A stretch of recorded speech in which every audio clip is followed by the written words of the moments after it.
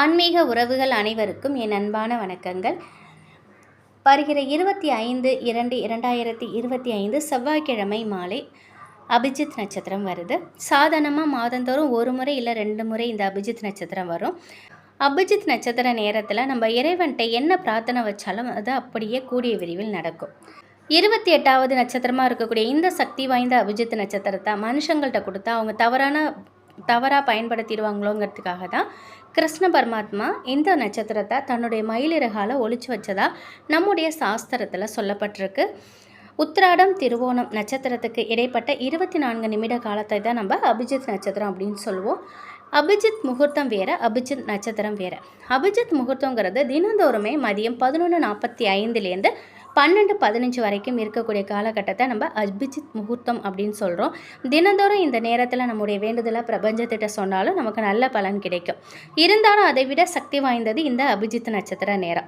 இந்த நேரத்தில் நம்ம இந்த 24 நிமிடம், குறிப்பிட்ட இந்த 24 நிமிடத்தில் நம்ம பிரபஞ்சத்திட்ட வைக்கக்கூடிய வேண்டுதல் நிச்சயமாக நமக்கு நடக்கும்.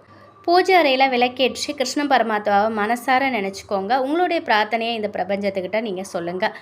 முதல் முறையாக அபிஜித் நட்சத்திர நேரத்தில் என்ன பிரார்த்தனை நீங்கள் வைக்கிறீங்களோ அந்த பிரார்த்தனை முடியும் வரை அடுத்தடுத்த மாதம் வரக்கூடிய அபிஜித் நட்சத்திர நேரத்தில் ஒரே பிரார்த்தனையாக வைங்க.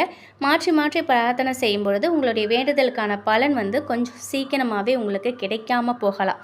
அதனால் ஒரே வேண்டுதலை மட்டுமே நீங்கள் வைங்க. அப்போது அதோட பலன் கூடிய விரைவில் உங்களுக்கு நிறைவேறும்.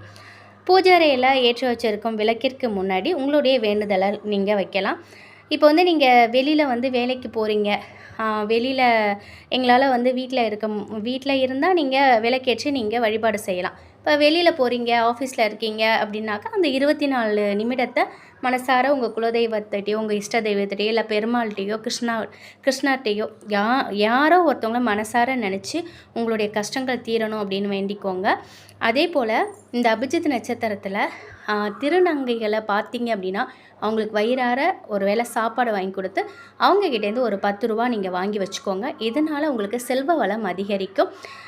நிச்சயமாக நம்முடைய நேரம் நல்லா இருந்தால் அவங்க நம்ம கண்ணில் படுவாங்க. அந்த குறிப்பிட்ட நேரத்தில் அவங்களுக்கு நம்ம செய்வோம். இந்த மாதம் இல்லைனாலும் எப்பொழுதாவது வரக்கூடிய அந்த அபிஜித் நட்சத்திரமாகட்டும், அப்படி இல்லைன்னா தினந்தோறும் இருக்கக்கூடிய அந்த அபிஜித் முகூர்த்தம் இருக்குது இல்லையா, 11:45 மதியம் 11:45 12:15 அதுக்குள்ளே நீங்கள் பார்த்தாலும் நீங்கள் இதை செய்யுங்க.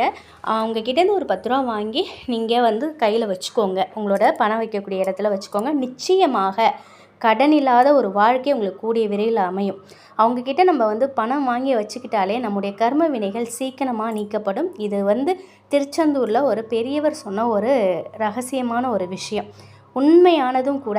இதை நிச்சயமாக இதை நிறைய பேர் பயன்படுத்தியிருப்பீங்க. இருந்தாலும் தெரியாதவங்களுக்காக நான் இதை சொல்கிறேங்க. நல்ல வேலை கிடைக்கணும், நோய் நொடி தீரணும், பிள்ளைகள் நல்லா படிக்கணும், கடன் தீரணும், இப்படி என்ன வேண்டுதல் வைத்தாலும் சரிங்க.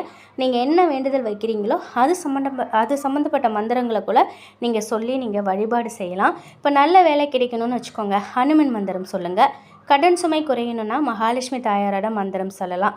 பண வரவு அதிகரிக்கணும்னா குபேரர் மந்திரம் சொல்லலாம். இப்படி உங்களுக்கு தெரிஞ்ச மந்திரத்தை நீங்கள் உச்சாடனங்களை செய்து இந்த பிரார்த்தனையை நம்ம இறைவன்கிட்ட வைக்கலாம். இல்லைன்னா உங்கள் குலதெய்வ வழிபாடு, இஷ்ட தெய்வ வழிபாடு மந்திரத்தை கூட நீங்கள் சொல்லலாம். இப்போ உங்களுக்கு முருகன் பிடிக்குன்னா ஓம் சரவண பவ அந்த ஒரு மந்திரத்தை கூட நீங்கள் சொல்லலாம். இல்லை உங்கள் குலதெய்வ பேரை கூட, இப்போ உங்கள் குலதெய்வ பேரை சொல்லி நமோ நமக அப்படி கூட நீங்கள் சொல்லலாம். உங்களோட விருப்பம் தாங்க. இது செவ்வாய்க்கிழமையில் வருது இல்லையா, அப்படி நீங்கள் வீட்டில் இருந்தீங்க அப்படின்னாக்கா செவ்வாய்க்கிழமைங்கிறதுனால தோரம்பருப்பை கூட நீங்கள் பருப்பி அதற்கு மேலே 2 அகல் விளக்கு வைத்து தீபம் ஏற்றலாம். முருகனுக்கு ரொம்ப ரொம்ப உகந்த ஒரு தீபம் தான் இது. வெற்றிலை தீபம் போல் தோரம்பருப்பு தீபம். இது வேலை கிடைக்கணும், வீடு நமக்கு வீடு வாங்கக்கூடிய யோகம் அமையணும், வீடு கட்டக்கூடிய யோகம் அமையணுன்னாக்கா தோரம்பருப்பு தீபம் ஏற்றலாம். இதனால் கடன் கூட தீரும்.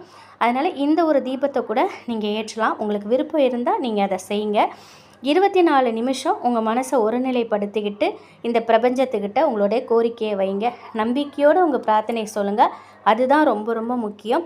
நம்பிக்கை இல்லாமல் நம்ம என்ன செஞ்சாலும் அது நிச்சயமாக பலன் தராது. நம்பிக்கையோடு செய்யுங்க. அபிஜித் நட்சத்திரத்தை பயன்படுத்திக்கோங்க. நிச்சயம் உங்களுக்கு நல்லதே நடக்கும்.